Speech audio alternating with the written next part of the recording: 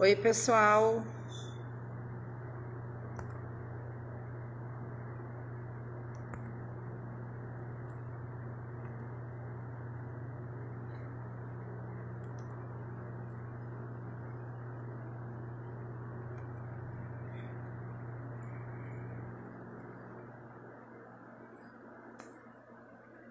Vou chamar o Pedro aqui para participar junto.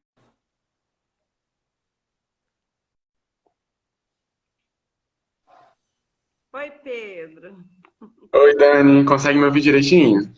Tô ouvindo direitinho. Vocês conseguem me ouvir direitinho? Olá, Ouvi. sejam Olá, bem-vindos. gente. Vou só aumentar aqui. Dá oi pro pessoal aí que tá chegando. Eu tô tentando posicionar meu telefone aqui porque eu tô sem o tripé que quebrou e não consegui comprar outro ainda. Eu também, eu tive que dar um jeito aqui de apoiar no computador para aproveitar a iluminação daqui também, que para ficar melhor. Pronto, mas a gente se vira, né? Acho que tá dando certo aqui, viu? Pois é. Pronto, consegui fazer uma gambiarra aqui que deu certo. Então, faltam 2 minutinhos para a gente começar. Então, pessoal, vai sinalizando aí para a gente, né? Se tá ok o som, se a imagem tá legal. Sim. Você consegue me ouvir direitinho também, porque eu tô sem fone de ouvido? Tô usando só o celular mesmo. Mas acho que funciona. Mas eu tô ouvindo você muito bem, viu, Pedro? Ai, que ótimo, então. Tanto a imagem quanto o som tá muito bom, né? Pra mim também, pra mim a imagem, sua imagem tá ótima. O som tá um pouquinho baixo, mas acho que é o meu celular. Ele realmente, não sei o que aconteceu depois eu vejo, mas eu consigo ouvir.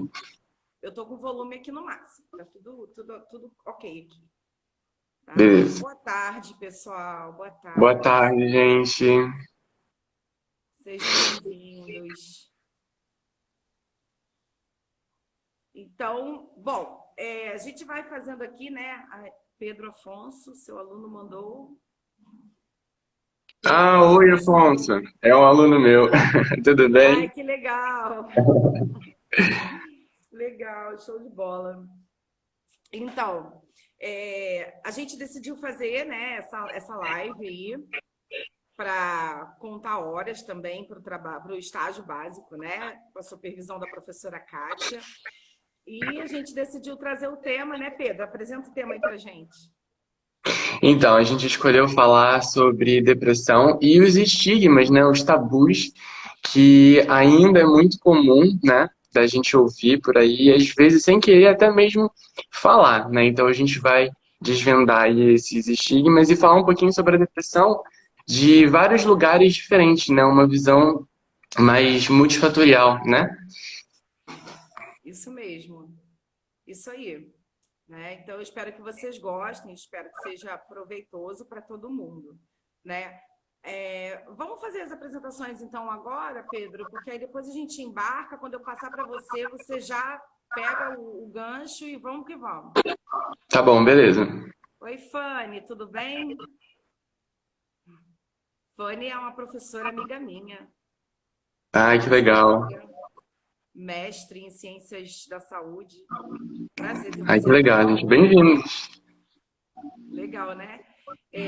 Bom, gente, então, meu nome, para quem não me conhece, eu sou aluna da Uniswan, do curso de psicologia, e eu estou no estágio básico 1, mas eu também já sou graduada pela Uniswan já há 20 anos, faz 20 anos já, né? Em ciências biológicas, tá? Pedro. Então, a gente também sou aluno da Uniswan, né? Eu faço algumas disciplinas com a Dani também, inclusive a disciplina de estágio básico, né? Com a professora Kátia. E diferente um pouquinho da Dani, eu não tenho um currículo tão extenso assim, mas estou aí na minha primeira graduação também em psicologia, né? E essa oportunidade está sendo muito legal, né, Dani? Da gente falar sobre um tema muito importante, que é a depressão, né? E muito comum, né? E a Uniswan dando esse espaço para gente, né? De alunos de estágio falar sobre esse assunto, eu acho que é bem interessante, tanto para nós quanto para as pessoas que estão nos assistindo também, né? O pessoal está falando que meu áudio está um pouquinho baixo, mas eu acho que foi a maneira como eu posicionei o celular, né? Que não ficou legal, Pode que ser acabou isso. abafando o meu áudio. Acho que agora tá um pouco melhor, não tá? Agora eu consigo escutar você um pouquinho melhor, sim. Pois Como é que é, fica pra então, vocês, Belara? Tá tudo bem aí? Vocês conseguem ouvir? então acho que eu vou ter que ficar segurando o celular mesmo. Não vai ter jeito, porque acabou abafando o som da forma como eu coloquei ele aqui. Mas tudo bem, vamos levando, né? Quando for a hora do Pedro falar, aí eu coloco ele na posição que ele estava, porque aí eu não vou precisar falar, tá? Sim. Então, pessoal, como o Pedro falou, a gente trouxe a proposta da depressão, né, e apresentando diversos olhares acerca da depressão. E a intenção da live é a gente quebrar um pouco dos mitos, né? Então, as pessoas, elas se questionam, afinal de contas, o que causa a depressão, né? É orgânico? É uma influência do meio, né? É por experiências que a pessoa passa, enfim. Então, a gente vai desconstruir aqui hoje esses mitos que envolvem a depressão. Eu vou apresentar para vocês uma perspectiva, vou abusar um pouquinho da formação que eu já tenho, né? E eu vou trazer para vocês uma perspectiva neurobiológica da depressão.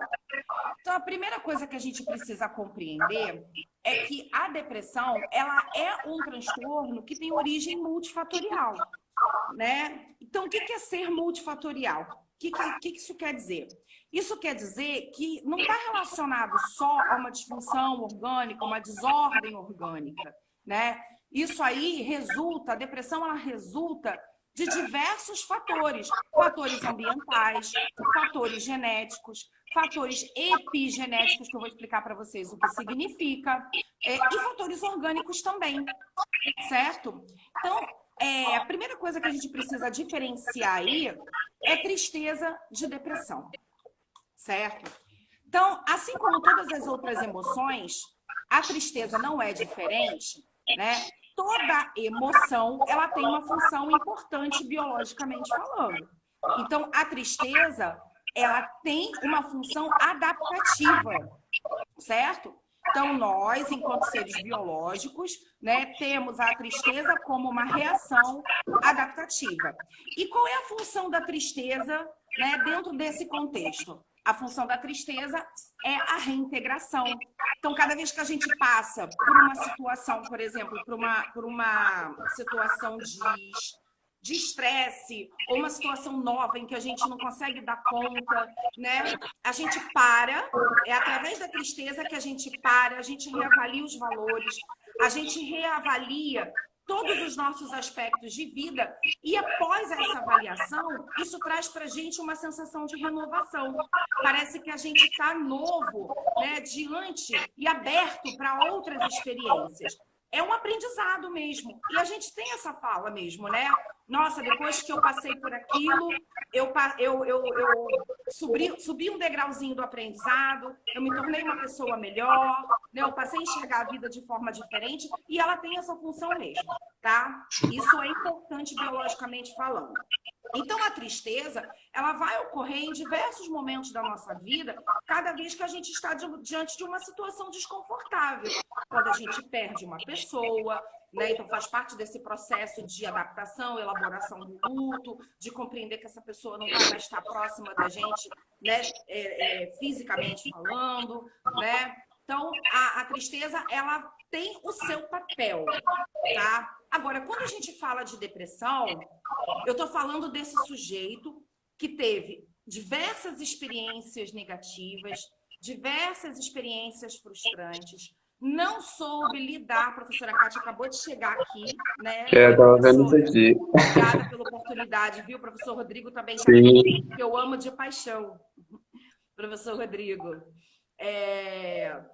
Então, esse sujeito deprimido, né, que está apresentando realmente um quadro de disfunção, de desordem, né, em decorrência da depressão, ele é um sujeito que atravessou diversas experiências e, por alguma razão, ele não teve recursos para lidar com essas dificuldades, certo? E aí, em decorrência disso, ele não consegue se adaptar diante desses novos contextos, diante dessas experiências, e ele acaba entrando num ciclo de sofrimento persistente. Aí sim a gente fala, né, num quadro de depressão, num transtorno depressivo. E aí, antes de passar para o Pedro, o que eu vou passar para vocês é como que isso ocorre, né, neurobiologicamente, para a gente desconstruir aquela ideia de que a depressão é causada porque ocorre queda dos neurotransmissores. Como a gente escuta as pessoas falando por aí. Ah, a depressão é causada porque a pessoa tem uma disfunção de serotonina, né? E aí, por conta disso, ela entra num quadro depressivo. E não é bem assim, né? A queda de serotonina ela acontece por consequência dessas experiências, tá? Então, tudo começa a partir do momento que esse sujeito ele começa a ter essas experiências, né, traumáticas, ele é submetido a eventos estressantes constantemente, e aí ocorre a liberação excessiva, né, e também persistente de uma substância chamada cortisol. O cortisol, ele é o hormônio do estresse. Acontece o seguinte, quando o sujeito ele fica afetado por esses eventos traumáticos, né, ocorre a redução dessa condição dele adaptativa e o estresse hoje já é comprovadamente, né, considerado um processo inflamatório, tá? Por efeito dessa elevação de cortisol. Isso que eu estou falando para vocês não saiu da minha cabeça, obviamente, isso é fruto de pesquisa, de estudo, e eu estou aqui amparada num artigo, que é o que a gente tem de mais recente, né, na neurobiologia, que é um estudo que foi publicado a partir de pesquisas na Universidade de Harvard.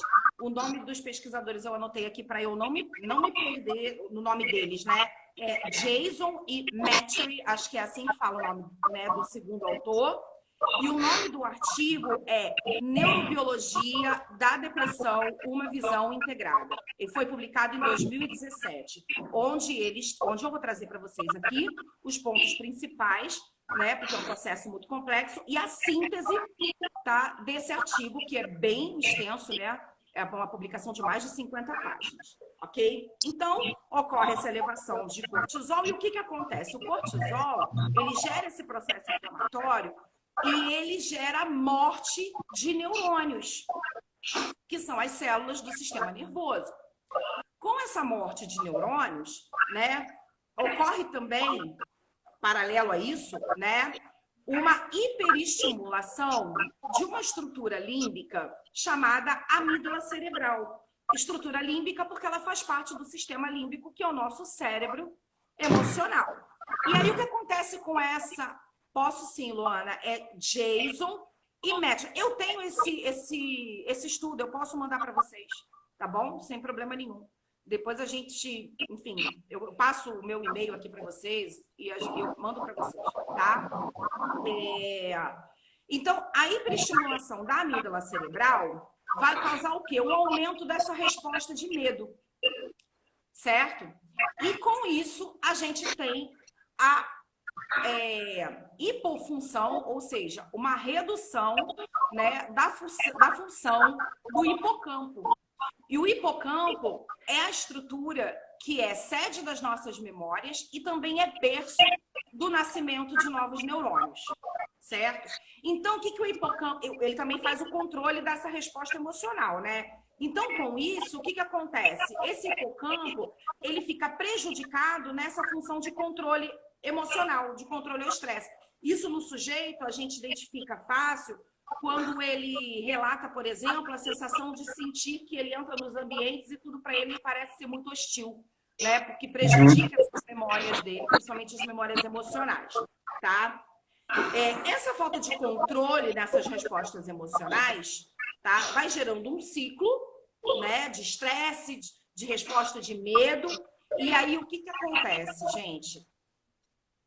Os genes, os nossos genes, né, que estão dentro do nosso DNA, eles têm diversas funções no nosso organismo.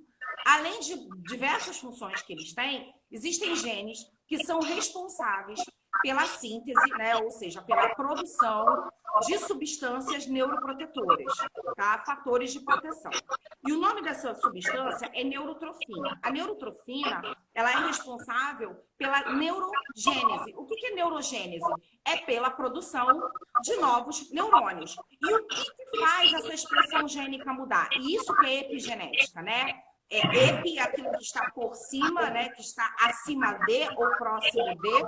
Então, é quando a gente tem, por exemplo, fatores do meio, né, influenciando na nossa expressão gênica, a maneira como ele se expressa. Não altera as bases, altera apenas, né, a expressão desse gene. Então, o excesso de cortisol faz o quê? É como se tivesse um botão off, né, on e off.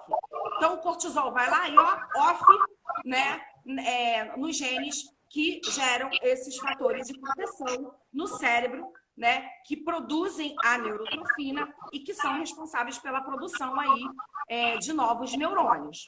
E aí, são proteínas, né, as neurotrofinas. A partir do momento que elas não conseguem formar novos neurônios, qual é a consequência disso? Aí sim, a gente começa a ter a diminuição de serotonina, a gente começa a ter a diminuição de noradrenalina e a gente começa a ter a diminuição de dopamina, que são neurotransmissores importantes nesse mecanismo, certo? O que a serotonina faz? Serotonina é um neurotransmissor que nos dá a sensação de bem-estar, né? A sensação de prazer, e ela também diminui a nossa sensibilidade à dor.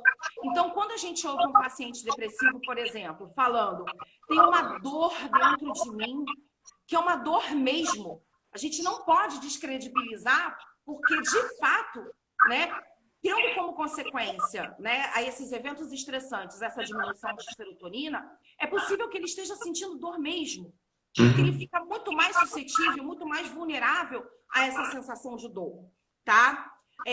A noradrenalina é responsável por atenção, memória, concentração, ela nos traz energia, ela nos dá capacidade de raciocínio. E a gente encontra, por exemplo, no sujeito deprimido, né, todas essas funções também prejudicadas. E a dopamina, que a dopamina é um neurotransmissor da motivação, e o que ela faz? Ela nos antecipa a sensação de prazer diante de uma experiência, certo? Então, vou dar um exemplo para vocês entenderem aqui.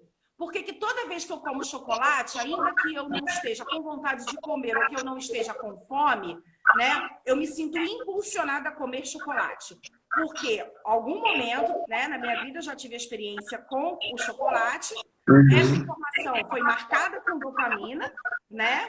E aí, toda vez que eu estou diante de algo que possivelmente me traz prazer, eu me sinto impulsionada, né, a comer, no caso, o chocolate.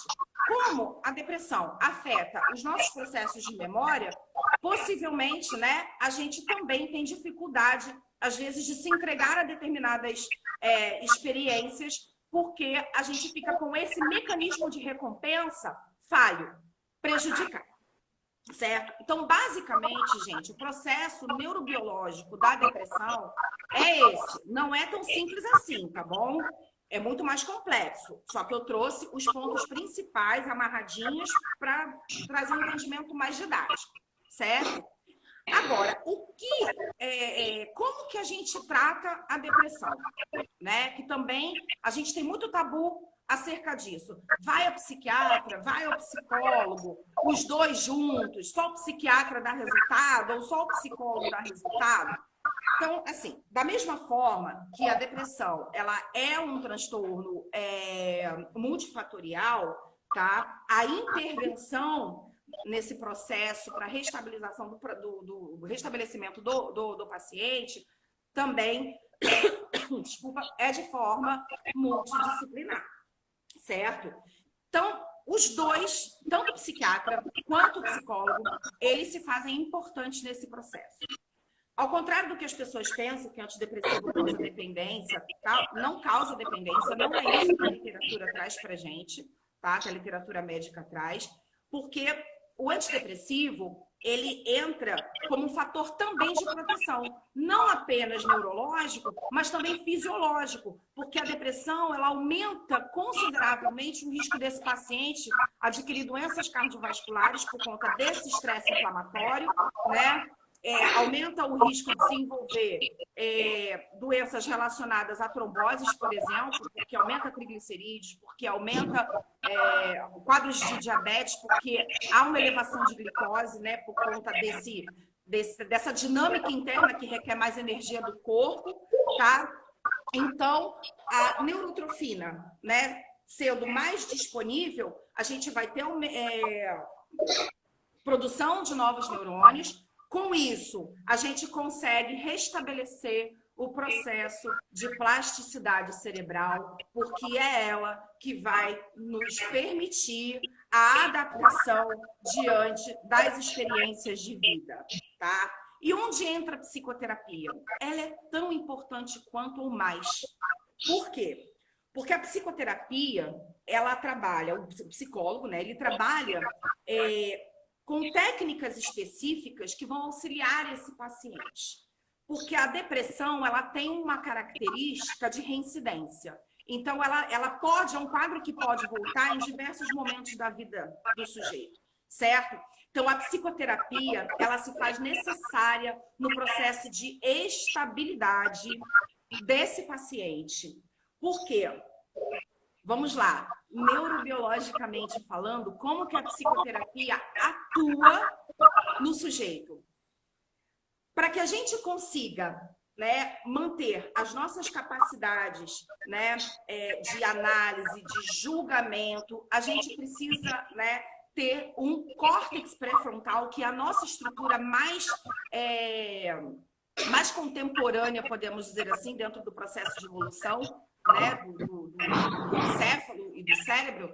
Então, o córtex, né, é a estrutura mais nova e é ela que nos faz ser, né, seres, né, superiores dentro da escala evolutiva. Nós temos capacidade de raciocínio, de pensamento. E a psicoterapia, ela atua exatamente aí, fazendo com que o nosso córtex, né, pré-frontal possa ser soberano às nossas estruturas cerebrais mais primitivas, que nos geram reações impulsivas, que nos geram reações muito mais primitivas. Então, a psicoterapia, ela atua, né, através das suas técnicas específicas em suas diferentes abordagens. Não existe abordagem melhor ou pior, existe uma abordagem melhor para o sujeito, certo? Então, dentro dessa técnica, ela vai instrumentalizar o sujeito que está fazendo a psicoterapia e ajudar ele a manter o seu córtex pré-frontal no comando, literalmente, do cérebro. E com isso eu passo a bola para o Pedro continuar. Que ótimo, que ótimo. Aproveitando, antes de fato começar aqui os tópicos que eu preparei para falar hoje um pouquinho, queria continuar a sua fala aqui, realmente. Porque eu costumo pensar muito assim, eu converso com os meus amigos sobre isso, e a terapia, ela tem um papel tão importante porque é ela que vai fazer você refletir sobre as suas emoções, as suas sensações, as suas percepções, né? Então, assim, com certeza, o tratamento para a depressão precisa ser interdisciplinar, né? No sentido de, sim, você tomar os medicamentos que o psiquiatra, né, passar, mas também essa reflexão, essa conversa, né? Essa conversa, no caso, não a conversa que a gente está tendo aqui, que a gente entende a conversa terapêutica, né? Essa escuta, que vai ser importantíssima para pôr em reflexão todas essas questões das emoções e das sensações e das percepções, né? Então, eu acho isso fundamental e achei muito legal você falar sobre isso, queria complementar. Bom, gente, a Dani falou maravilhosamente sobre a parte neurobiológica, né? E aqui agora eu vou falar um pouquinho sobre alguns tópicos que eu preparei que tem um pouco mais a ver, até mesmo mais com o nosso social, né? O lado mais social da depressão, né? E o primeiro tópico que eu queria trazer para a gente pôr aqui em discussão, nessa reflexão de hoje, é acerca dos estigmas, né? Os símbolos e todas essas percepções que a gente ainda tem na sociedade da depressão, né?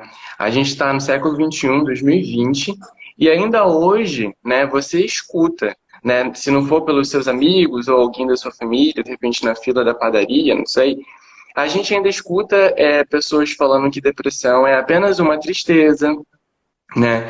Que a depressão é apenas um drama, ou então a pessoa depressiva é uma pessoa carente, né? E isso você acaba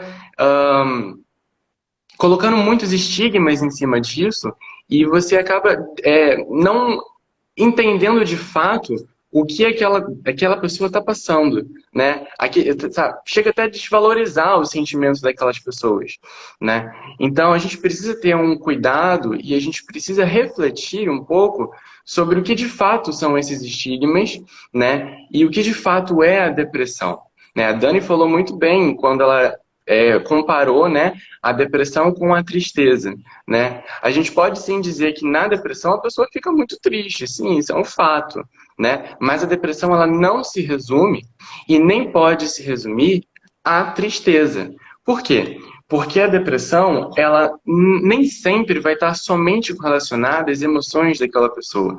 A depressão, ela vai afetar, minto, ela não vai só afetar as emoções dessa pessoa, ela vai afetar todo um cotidiano. Ela vai afetar todas as áreas, muitas áreas da vida dessa pessoa, né? Então, por exemplo, uma pessoa que era muito ativa, uma pessoa que tinha o seu dia a dia muito corrido, enfim, se ela tiver num processo depressivo, e esse dia a dia vai ser afetado, né? Assim como as emoções dela, né? Então a depressão não é somente isso, somente essa tristeza, somente esse cansaço, é muito mais do que isso, é algo muito mais intenso, né? Ela é caracterizada aí pela essa intensidade das emoções, né?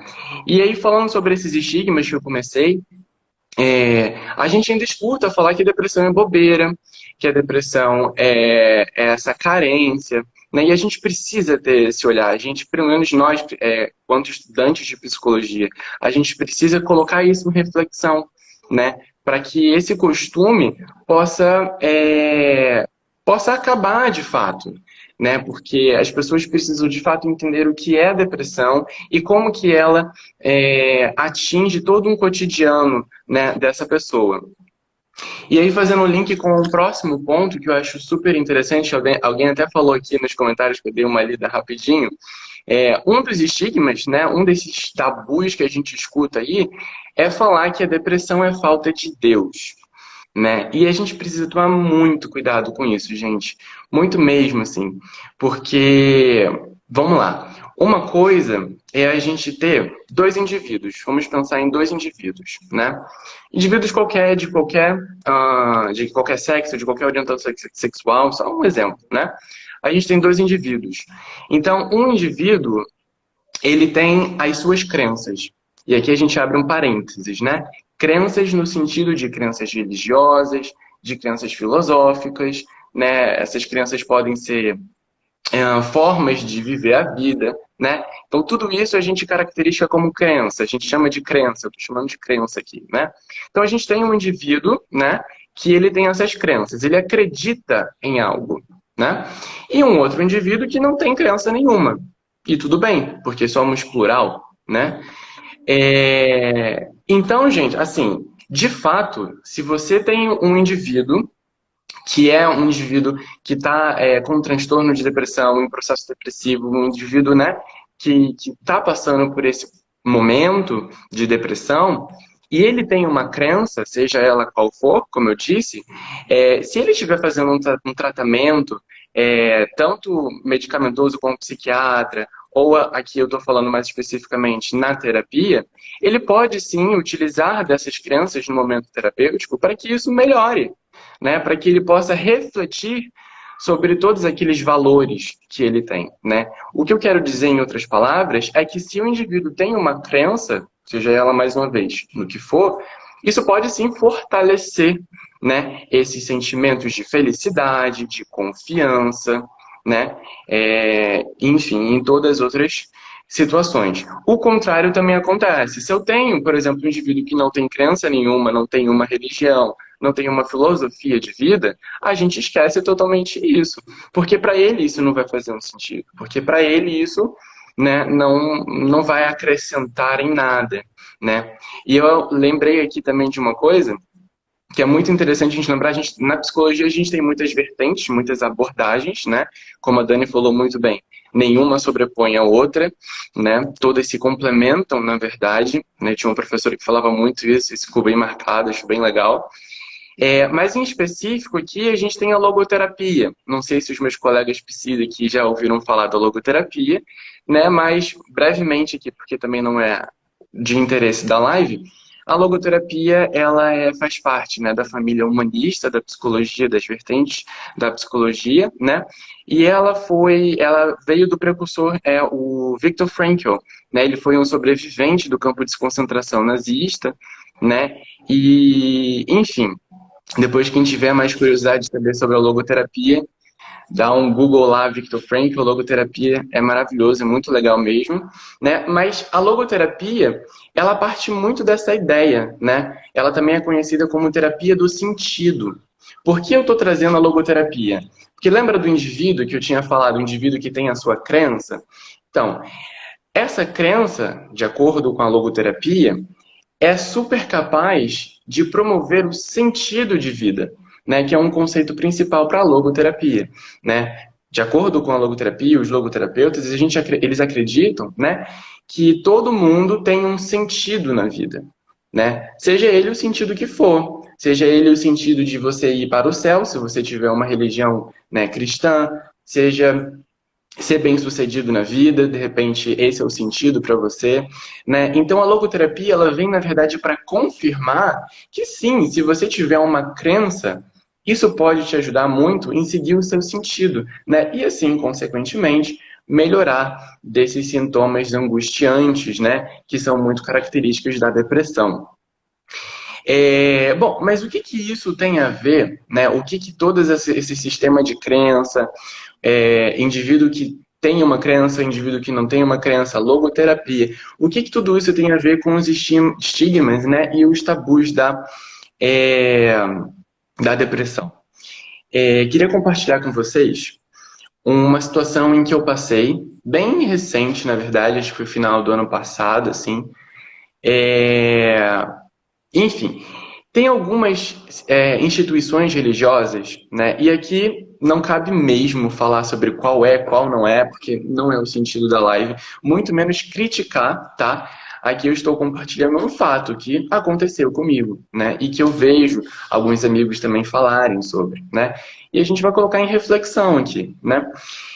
Certo dia estava no meu Instagram e aí eu vi um post de uma instituição religiosa X e nesse post tinha um banner falando sobre depressão. E eu, como estudante de psicologia, falei, o quê? Eu preciso, né, saber o que eles estão falando sobre depressão. Afim, tá ali no meu campo, né? E aí eu fui lá e li. E aí um banner bonito, assim, com o emblema lá da instituição e tudo mais. E estava escrito, literalmente assim, se você tem pelo menos um desses sintomas, atenção, você é uma pessoa depressiva. E aí, quando eu li isso, eu fiquei tipo, como assim? Peraí. Será que eles utilizaram do DSM? Será que eles fizeram uma pesquisa? Porque se fosse, seria super legal até, né? Você está informando alguma coisa, mas de repente não com essa chamada, você é uma pessoa depressiva? Não sei, mas informar sobre depressão, acho super válido, super legal, né? Importante. E aí, passei pro lado para ver o próximo banner, e aí no banner seguinte começou o primeiro sintoma, né, segundo ele. O primeiro sintoma era chora à toa. Estava escrito, se você chora à toa por motivos bobos ou leves. Eu fiquei tipo, como assim? Peraí, vamos lá, vamos pro próximo. Eu fui passando. E aí, gente, eram 4. O quarto eu não me lembro, eu tentei achar, mas não consegui achar antes para poder trazer para vocês. Mas os primeiros eram esses, né? Chorar à toa por motivos leves.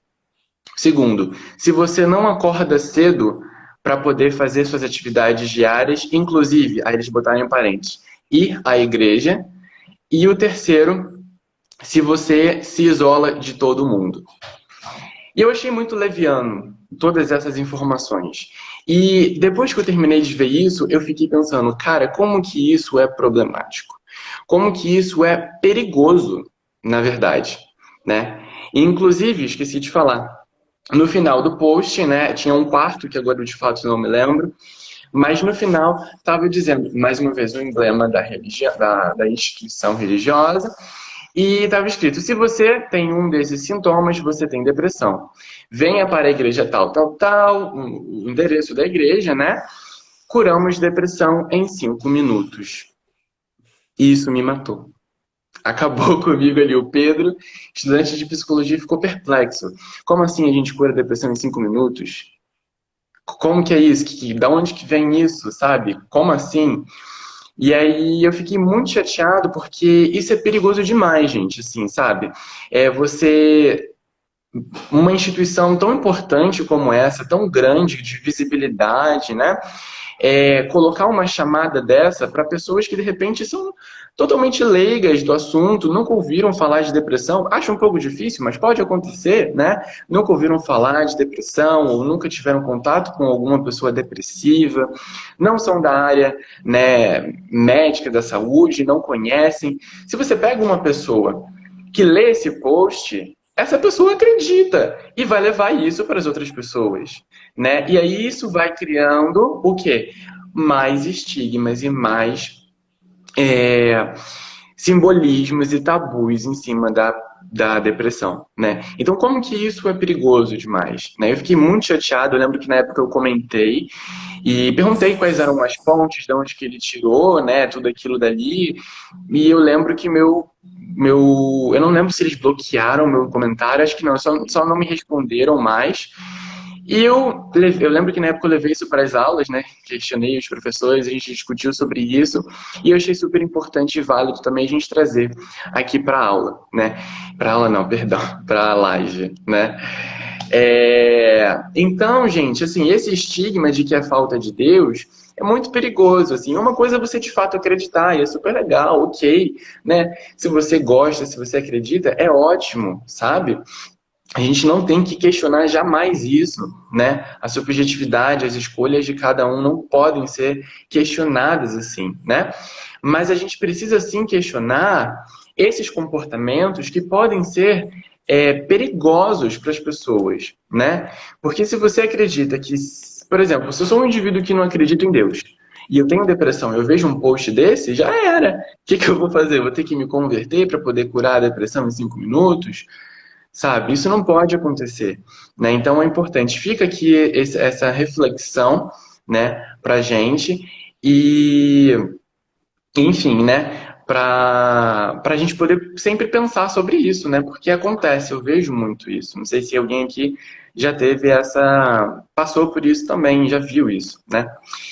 Por fim, complementando aí o que a Dani falou, e a gente precisa tratar a depressão a partir de um viés interdisciplinar, né? A gente não pode acreditar que somente indo para a igreja vai curar a depressão, somente fazendo terapia cura, somente tomando medicamento X, Y, Z, somente tendo uma alimentação saudável ou correndo de manhã vai curar a minha depressão. Não, não é somente.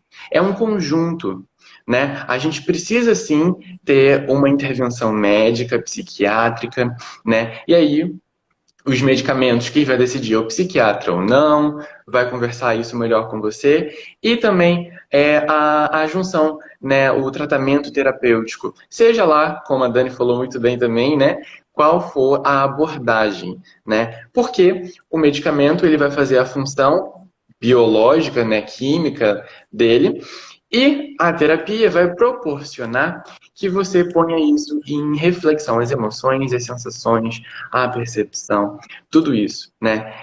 Pode ser, pode não, é de grande ajuda. Fora as outras atividades que a gente também pode fazer. A gente sabe, e a Dani pode até falar um pouco melhor sobre isso também depois, que atividade física, né, libera alguns são neurotransmissores, né, Dani? Serotonina. Serotonina. Melhora a Então, isso, condição. exatamente. E Então, outros, assim, e outros também, né? Não apenas ela, mas Exatamente. Então, tudo isso é o quê? É um conjunto interdisciplinar, né? Não é somente isso, somente aquilo, não pode fazer isso, não pode fazer aquilo, né? Fora que, acho que até o mais importante de tudo, né? Ainda mais pra gente, estudante de psicologia, numa live dessa, a gente também precisa sempre levar em consideração a subjetividade. Não é porque correr de manhã ou fazer musculação libera serotonina, libera blá blá blá, que eu, que não gosto, não tenho o hábito de malhar, que vou ter que começar a fazer isso agora. Não, eu posso utilizar de outro mecanismo, né? De repente, eu posso, não sei, dar uma volta em torno da minha casa. Isso já ajuda bastante, né? Então, assim, a gente precisa ter esse olhar subjetivo de indivíduo para indivíduo. E é isso que a psicologia propõe sempre, né? E para fechar, eu queria lembrar de um vídeo, eu lembrei, enquanto estava falando, a mente vai, né? Eu lembrei de um vídeo que eu assisti no meu primeiro período, né? Numa aula de introdução à psicologia, e aí o assunto era sobre doenças psiquiátricas, então, aluno iniciante de psicologia, a gente fica, né? A gente só quer falar de depressão, a gente quer falar de esquizofrenia, a gente quer falar dos transtornos. A gente, quando entra, acha que a psicologia se resume a psicopatologias, né? Com o tempo isso vai sendo desconstruído. Mas, e aí eu lembro que eu estava nessa euforia que a professora falou que a gente ia ter uma aula sobre isso, mesmo sendo uma disciplina de introdução à psicologia. E aí ela colocou uma reportagem do Fantástico, se eu não me engano, com o Dr. Drauzio Varela. O nome da reportagem era Doenças Psiquiátricas Modernas, se eu não me engano. Depois, quem tiver interesse, né, pesquisa lá no YouTube. Doenças Psiquiátricas Modernas, Dr. Drauzio Varela. Tenho certeza que é esse o nome. E aí, ele chamou para essa entrevista um médico neurologista e ele começou a questionar sobre depressão, falar sobre alguns transtornos, em específico a depressão. E uma frase desse médico ficou muito marcada para mim, né? O médico finalizou falando assim: sabe o que acontece? Hoje em dia, a gente não pode mais ficar triste. Hoje em dia, a gente não pode mais sofrer um término. Hoje em dia, a gente não pode ficar angustiado porque eu fui demitido ou porque eu não tirei uma nota boa, né? De uma forma geral, hoje em dia, a gente não pode mais ter uma crise existencial, porque esse nome foi substituído por depressão. E como que isso é verdade? Né? Hoje em dia você não fica mais triste, hoje em dia você você não pode ficar isolado um pouquinho por algum motivo que aconteceu, porque você já tem depressão e você já precisa de uma intervenção, e você já precisa tomar remédio, né? E isso ficou muito marcado, né? E é um estigma muito grande que a gente tem, né? Então acho que a proposta da live era muito dessa, né?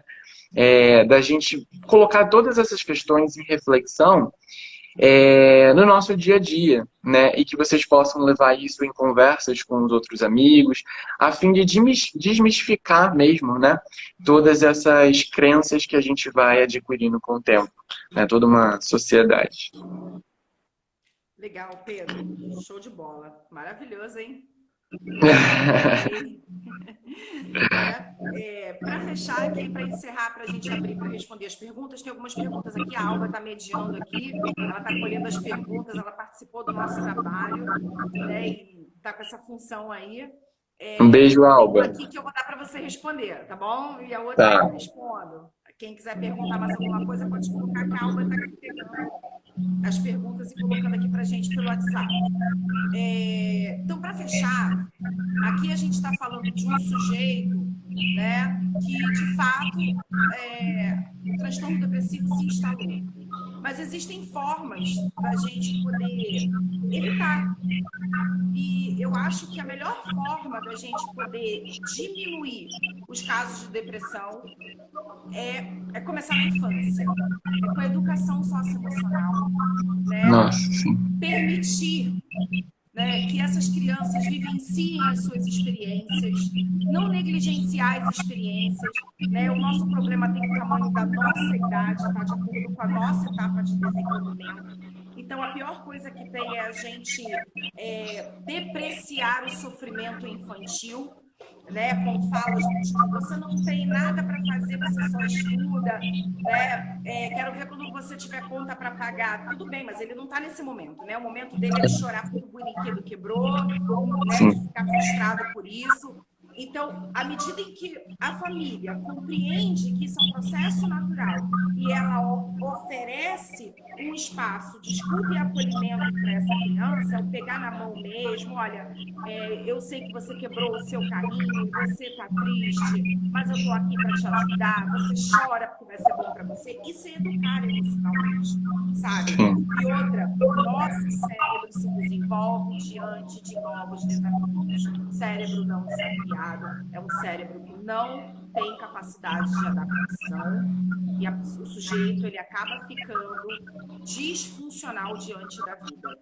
Então, as escolas, as famílias deveriam literalmente proporcionar, né, espaços de educação socioemocional para que essas crianças já aprendessem desde cedo a reconhecer as suas emoções, compreender que a partir disso elas vão ter sentimentos, né, e ensinar a modular os comportamentos a partir disso, certo? E é total. isso, gente. E assim a gente encerra a parte teórica da explanação. Tem uma pergunta aqui da Mônica, e ela perguntou assim: é normal a pessoa ter depressão quando está com estresse constantemente? Sim, né? No início da live eu falei o quê, né? Que o estresse constante ele eleva os níveis de cortisol e o cortisol ele é uma substância inflamatória, certo? E isso gera morte neuronal, tá? E a partir da morte neuronal a gente tem uma cascata de disfuncionalidades que acontecem, né, levando o sujeito a esse estado depressivo, tá? E a outra pergunta, Pedro, é sobre a logoterapia. Foi a Elaine Bellini que perguntou. Ela está pedindo para você falar o que é a logoterapia. Então, eu tive essa disciplina de logoterapia, estudei um pouquinho no início, né? Logo no início eu fiquei apaixonado por logoterapia e aí eu comecei a estudar um pouco. Não estudei muito, muito, muito a fim de, né, falar super da logoterapia, mas a logoterapia, ela cresceu, né? Ela veio, o precursor dela foi Viktor Frankl, né? A história de vida dele é uma história muito triste, mas no final é uma história de superação. Apesar de ser triste, é de superação. Uma história muito bonita. É, ele foi caçado na época da guerra, né? E ele foi colocado no campo de concentração. E ele era noivo na época, né? Então, a noiva dele não foi pega, né? Ele era judeu, esqueci de falar isso. Importante, né? Porque ele foi para lá, ele era judeu. E a noiva dele não foi pega, né? Ele ficou lá nesse campo de concentração, conseguiu sobreviver, e durante todo esse momento lá no campo de concentração, ele foi escrevendo cartas para a esposa, porque ele queria sair de lá vivo e ele tinha na ideia de buscar por ela. Então, em uma das cartas dele, através da escrita, das milhões de cartas que ele escreveu, ele foi criando a clínica dele, né? Ele foi criando essa abordagem que hoje a gente conhece como logoterapia, né? Na época eram cartas, né? Hoje em dia se formou aí conceitos, né? E ele foi percebendo que o motivo para ele ainda continuar vivo lá dentro do campo de concentração e não cometer um suicídio, né? Não se matar mesmo, assim, antes dele ir para algum tipo de. Como é que fala? Algum outro método de morrer pelos nazistas, né? Ele percebeu que esse era o sentido da vida dele, encontrar a amada, né? E ele percebeu que como que essa busca pelo sentido foi dando a ele força de vontade, né? Então, força de vontade, sentido, são todos conceitos hoje trabalhados na logoterapia, né? Então, assim, de uma forma bem geral, a logoterapia ela propõe essas reflexões acerca do sentido, né? O que te motiva a continuar? E aí depende da questão que é levantada em terapia, né? Então, por exemplo, uma pessoa depressiva, a gente vai trabalhar os sentidos de viver, o sentido ainda de continuar nesse emprego, o sentido de continuar nesse relacionamento, né? Dentre milhões de outros conceitos aí, né? Isso aqui é muito, muito, muito pouco do que é a logoterapia. Mas, como é que é o nome dela que você falou? A Elaine. Elaine, se você tiver interesse, e quem mais também tiver interesse, tem um livro super legal, que é o livro base, assim, da logoterapia, que se chama Em Busca de Sentido, escrito pelo próprio Viktor Frankl. É quase que uma autobiografia dele, né? Tem fragmentos da carta, e é um livro que ele não é exatamente teórico, tá? Então, mesmo se quem não entende muito de psicologia, quem é totalmente leigo, é um livro extremamente interessante para você ler. É, porque é muito bonito, é tocante, assim, você vê ele sempre buscando procurar, né, a amada. E eu não vou falar aqui se ele achou ela ou não. Vamos ter que ler o livro. Muito bom. Gente, a gente está aqui há 15 minutos para finalizar a live. A gente programou o tempo mesmo para sobrar um tempinho para a gente poder responder mais perguntas, se vocês quiserem fazer alguma, né? E também para a gente não cair de repente, né? Para o vídeo ficar amarradinho, bonitinho, para a gente poder se despedir legal de vocês, sem acontecer aqui. Instagram tem isso, né? A coisa é rápida e cai, né? Então, alguém tem mais alguma pergunta para fazer para o Pedro, para mim? Queria agradecer a participação de todos aqui, né? Queria agradecer a participação dos professores que vieram aí prestigiar a nossa live. Sim. Eu tava lendo aqui os comentários enquanto você falava, e aí o pessoal tá perguntando se a live vai ficar gravada. Eu não sei se você colocou para salvar, para gravar. Não, isso aí é ao final. Quando a gente encerra, aí ele dá a opção de jogar para o IGTV. Bom, eu não sei, a professora Kátia não falou nada se era para deixar gravada ou não. Assim, eu acho que sim, né? Algum professor aqui pode responder no comentário, por favor, se tem o hábito de deixar gravado? Porque aí eu encerro e jogo lá para o IGTV. Seria legal se algum professor aqui presente pudesse responder isso para a gente. Sim. Né? Porque aí eu sei como eu faço o encerramento, né? Tá bom. O professor falou que pode salvar. Rodrigo. Obrigada, professor. Obrigado. Ok. Bom, gente, é isso, tá? Quem quiser receber o estudo que eu falei, né, da Universidade de Harvard, o meu e-mail institucional é Daniele com um L só, Daniele Galvão, @souuniswan.com.br. Me manda um e-mail que, conforme vocês estão me mandando e-mail, eu vou compartilhando. E o Pedro, se tiver que mandar um material de logoterapia, deixa o seu e-mail aí, Pedro. Então, gente, meu e-mail é um pouquinho mais complicado, porque o sobrenome é meio complexo. Vou escrever aqui no chat, porque soletrar a pessoa vai ficar perdida. Mas sim, podem me mandar um e-mail e eu compartilho mais informações de logoterapia. Show de bola. Podemos encerrar, então? Pronto, enviei. Faltam 10 minutinhos, mas acho que está de bom tamanho, né, Pedro? Tá ótimo. Queria agradecer a participação de todos vocês, quem perguntou também. Obrigado pelo apoio, Dani. Muito obrigado pelo convite, na verdade, também. Foi maravilhoso. Espero que a gente possa fazer isso mais vezes também, viu? Podemos sim, tá? Pedro, obrigada. Queria agradecer você, queria agradecer a Alba, né? Que A tá Alba, nos sim. bastidores, passando Pedro, faz um favor para mim antes de você sair, porque senão vai ficar registrado pelo login da Uniswan. Bota o meu e-mail institucional pro pessoal aí que estão pedindo, Tá. senão vai sair pelo Coruja no Divã. É Daniele, com um L só, Aham. Galvão, @souuniswan.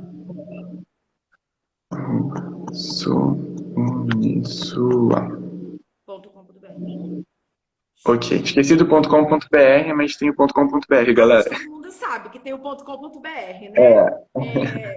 Pedro, obrigada pela parceria, obrigada, Imagina, obrigado a você. todo o apoio aí nos bastidores. Obrigada, professora Kátia, que foi nossa supervisora no desenvolvimento desse trabalho.